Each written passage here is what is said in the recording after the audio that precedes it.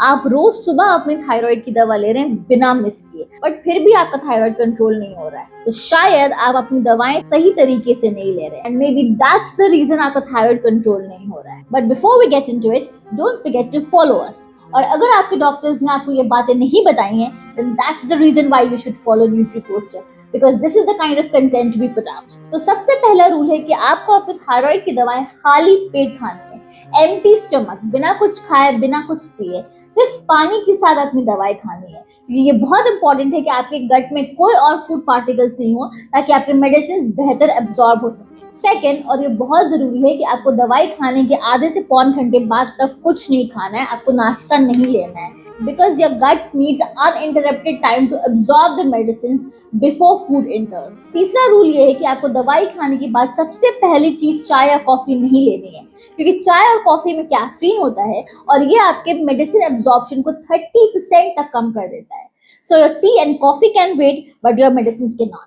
चौथा, आपको नाश्ते में डेयरी प्रोडक्ट्स जैसे दूध या दूध से बनी हुई चीजें नहीं लेनी है, क्योंकि डेयरी में कैल्शियम होता है और कैल्शियम थायराइड के मेडिसिन को बाइंड कर लेता है और बॉडी से फ्लश आउट कर देता है। तो ये बहुत इंपॉर्टेंट है कि आप अपने नाश्ते में दूध या दही ना लें, या फिर दवाई खाने के 1 घंटा बाद लें, ताकि आपकी मेडिसिन अच्छे से एब्जॉर्ब हो गई।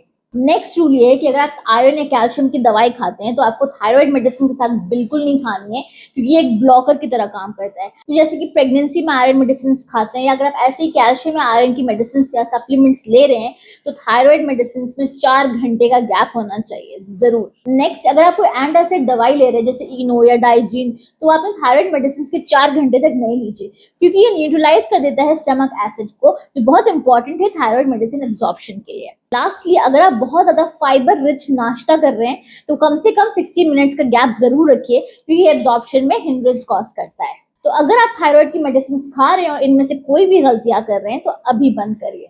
And listen, if you are doing everything right but still not helping you, then come back for my next video, जिसमें मैं 5 फूड्स बताऊंगी जो आपके थायराइड को हील करने में नेचुरली हेल्प करता है।